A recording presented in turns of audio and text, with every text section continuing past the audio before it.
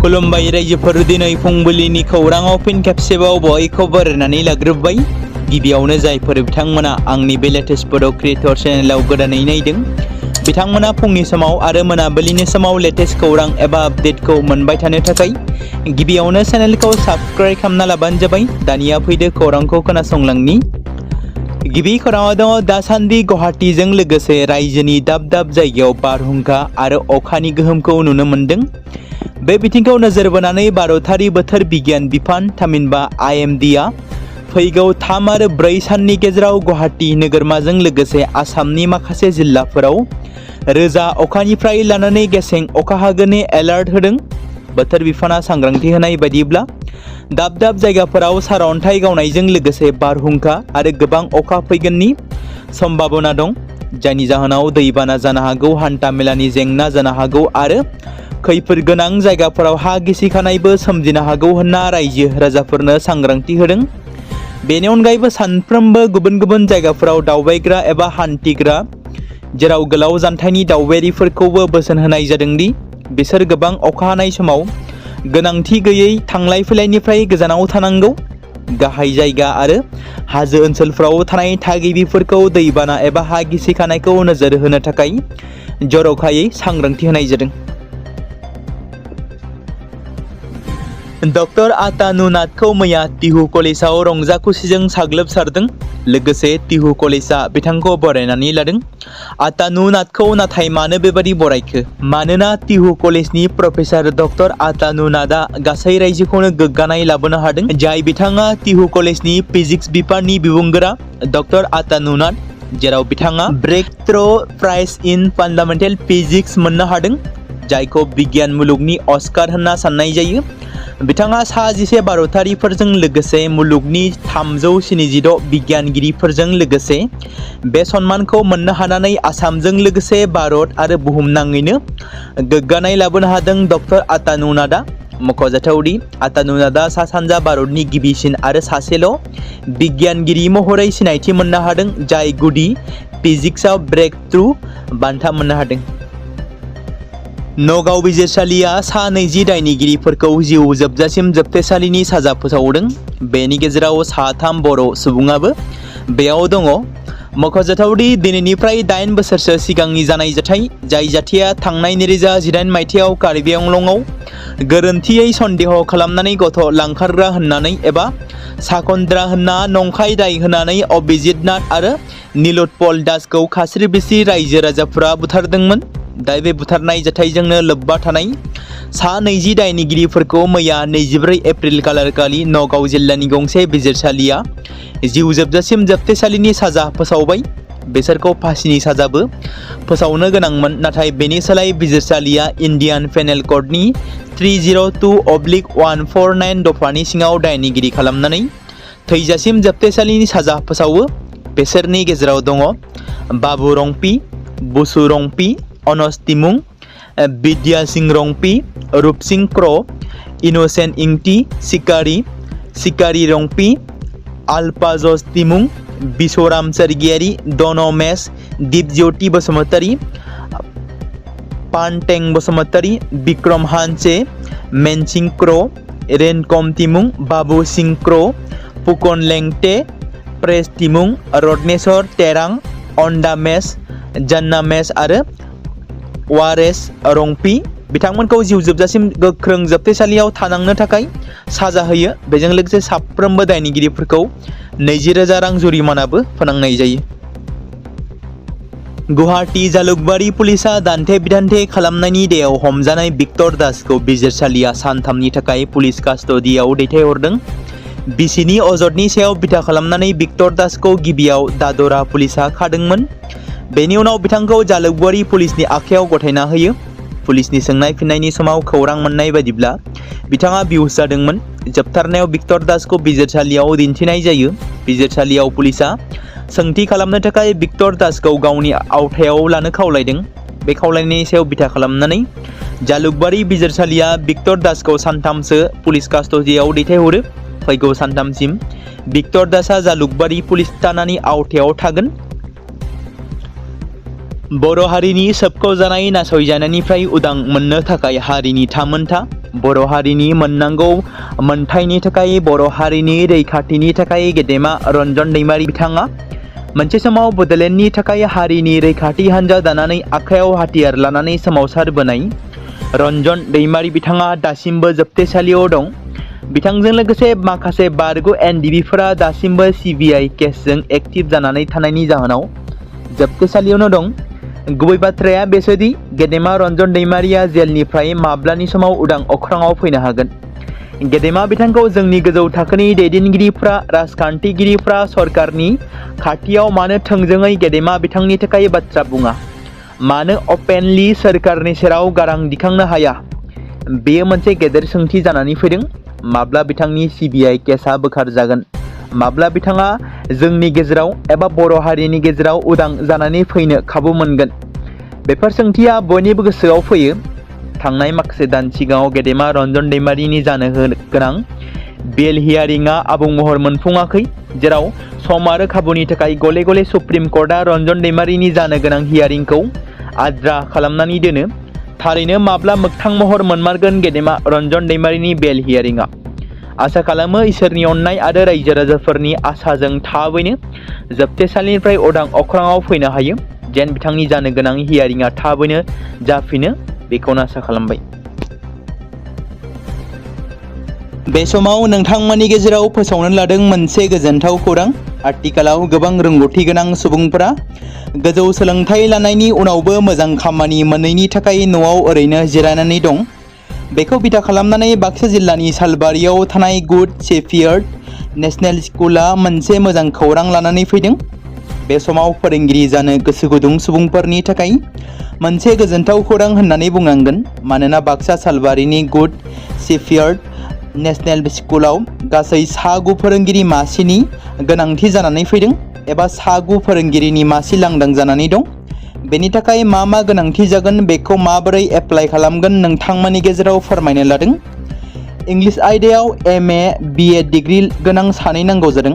Maths आयदायाव MSc BA degree गोनां सानै, आरो बिसोरनि सेलारिया 13,000निफ्राय जागायनानै 20,000नि गेजेराव जागोन। आरो BSc BA एबा ग्रेजुवेट खालामनाय DLED डिग्री गोनां साब्रै गोनांथि जादों।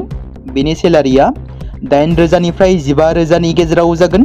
MCA एबा BCA डिग्री गोनां सासे, जायनि सेलारिया 8,000निफ्राय 15,000नि गेजेराव जागोन। दा बे समाव गोसो गुदुं बिजाथि नोंथांमोना थाबैनो एप्लाइ खालामनो थाखाय एबा नोंथांमोना गुवारै मिथिनो थाखाय 7086283946 नङाब्ला 600438282 मबाइल नाम्बारनि गेजेरजों फोनांजाब खालामनो हागोन। बे बाथ्राखौ फोरमायथिदों प्रिन्सिपाल केशव सोरगियारि बिथाङा। इन्टारभिउनि खालारा फैगौ मे दाननि 3 खालाराव जागोन।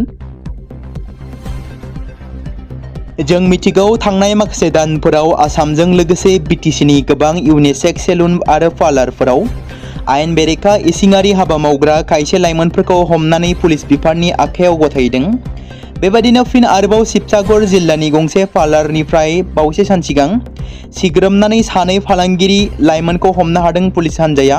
मिथिनो मोननाय बायदिब्ला शिबसागर जिल्लायाव हर गेजेराव खालामनाय अपारेशनाव देहा फालांगिनि रेकेटखौ हमनो हादों। पुलिसा फोरमायथिनाय बायदिब्ला सानै लाइमोनखौ हमनानै दासान्दि सोंथि खालामगासिनो दं। Miss universe Assam and miss teen India 2026 नि जोबथा बादायलायनाया जानानै थांबाय।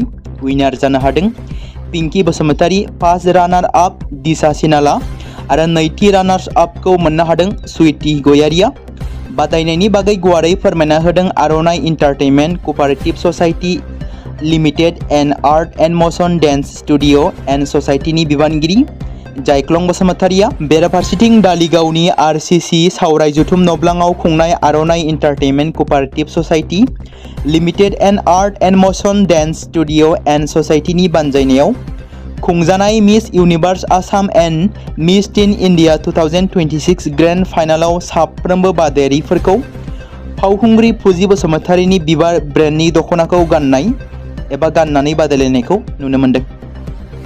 आसामनि मुंदांखा देंखोगिरि दिपलिना डेकेआ बयखौबो खावलायदों दि बयनिबो आंगो रुंसारि जुबिन गार्गखौ लानानै गोनांथि गैयै दान्थे बिदान्थेयाव लांनो नाङा। जुबिन गार्गआ दा गोजोन नागिरगासिनो दं। बेनिखायनो बेखौ गोजोनै थानो होदो। जुबिन गार्गआ थैयाखै, बियो दाबो जोंनि गेजेराव थांनानै दं। जों बिखौ जोंनि गेजेराव अरायबो गोथाङै लाखिनांगौआ बयनिबो बिबान। बेफोर बाथ्राफोरखौ बुंदों दिप्लिना देखाया। मख'नो गोनांदि दिनै दुलाराय आसाम फरायसा आफादनि काछार जिल्ला आफादजों सिलचराव खुंजानाय बिहु फोरबोआव मेथाइ रोजाबनायनि उनाव दिप्लिना देखाया बेफोर बाथ्राफोरखौ फोरमायथिनानै होदों। बिथाङा जुबिन गार्गजों लोगोसे मेथाइ रोजाबनाय मिशन चाइना सावथुनाव फाव खालामनायनि गावनि मोन्दांथिखौ गोसो गोरबोजों फोरमायथिदों। बियो देंखोजों लोगोसे सावथुनफोराव फाव खालामबाय थागोन होननानैबो फोरमायदों। गुबुन गुबुन ओनसोलफोराव सानफ्रोमबो मोसौ खावनायनि जेंनाया बांबोगासिनो दं। बेबादि समावनो राङापारा पुलिस थानानि सिङाव थानाय रुपाजुलि साहा बागानाव मोसौजों लोगोसे 4 सिखावफोरखौ हमनो हादों। दिनै सानजौफु 12 रिंगासो समाव रुपाजुलि साहा बागाननि साखाथियाव AR1J8987 नम्बरनि महिन्द्र स्कर्पिय' गारियाव 4 सुबुंनि मोनसे हानजाया मोसौखौ लांनो नाजादोंमोन आरो बेखौ मिथिनानै जायगानि सुबुंफोरा गिबियावनो गारिखौ होबथायो आरो गारिनिफ्राय बोख्लायनानै गाग्लोबो। बेनि उनाव रागा जोंनानै जायगानि सुबुंफोरा 4 सिखावफोरखौ गारिनिफ्राय बोख्लायनानै बुदों होनना बे समाव मिथिनो मोन्दों। बेनि उनाव साहा बागाननि मावथिफोरा हमजानाय 4 मोसौ खावग्राफोरखौ राङापारा पुलिसनि आखायाव गथायनानै होयो। सिखावफोरनि मुंखौ चाहेब आली, तजाकिर हुसेन, सिराज हुसेन आरो सैफुल हक होनना सिनायथि मोन्दों। सिखावफोरनिफ्राय हमनो मोननाय मोसौआ रुपाजुलि साहा बागाननि। जाथायनि सोमोन्दै राङापारा पुलिसआ 26/26 नम्बरनि केस रेजिस्टार खालामनानै नायबिजिरनायखौ जागायो। बे समाव मोनसे गोजोनथाव खौरां। क'क्राझार जिल्लानि सिङाव थानाय बड'लेण्ड एकाडेमि सिनियर सेकेन्डारि स्कुला लानानै फैदों BTC हालामनि थाखाय मोनसे गोजोनथाव खौरां। 2026 आरो 2027 सोलोंथाइ बोसोरनि थाखाय क'क्राझार तिनिआलिनि हल्टुगाव आउटपस्टआव थानाय बड'लेण्ड एकाडेमि सिनियर सेकेन्डारि स्कुला फार्स्ट इयारनि थाखाय प्रि एडमिशन एबा जेबो बेसेन होनाङालासे मुं थिसननाय आरो फर्म गथायनाया दासान्दि सोलिगासिनो दङ आरो बेनि गेजेराव देग्लायनि मेट्रिक आनजादाव 100आव 75 जौखोन्दोनि गोजौआव जौखोन्दो लानानै उथ्रिसार जानो हानाय 5 फरायसा एबा बिजाथिफोरनि थाखाय आबुङै जेबो बेसेन होनाङालासे मुं थिसननो आरो फरायनो थाखाय खाबु होनाय जादों। आरो बेनि अनगायैबो बोसोरै फरायसा आरो फरायसुलिफोरखौ लानानै EBS ट्रिप एबा सोलोंथायारि दावबायनायखौ लानाय जायो। मख'जाथावदि बे बड'लेण्ड एकाडेमि सिनियर सेकेन्डारि स्कुलाव आर्ट्स स्ट्रिमनि थाखाय आयदा हिसाबै इंलिश, ML बड', political science, education, history, economics, advance बड' गासैबो आयदाखौ मोननो हागोन आरो बे सेकेन्डारि स्कुलाव इंराजि आरो बर' बिजोङा थागोन। मोजां सोलोंथाइ लानायनि अनगायैबो बड'लेण्ड एकाडेमि सिनियर सेकेन्डारि स्कुलाव उफ्रा सोलोंथाइ हिसाबै एनभायरनमेन्ट फिल्ड स्टाडि बायदिखौ लानानै सोलोंथाइ लानो हागोन। बेनि अनगायैबो बे फरायसालियाव हौवासा आरो हिन्जावसाफोरनि थाखाय आलादा आलादायै हस्टेलनि खाबुफोर होनाय जादों। बेनि थाखाय नोंथांमोना आबुङै मिथिबावनो थाखाय एबा थोंजोङै फोनांजाब खालामहर 9101488399 जानबुं नम्बराव।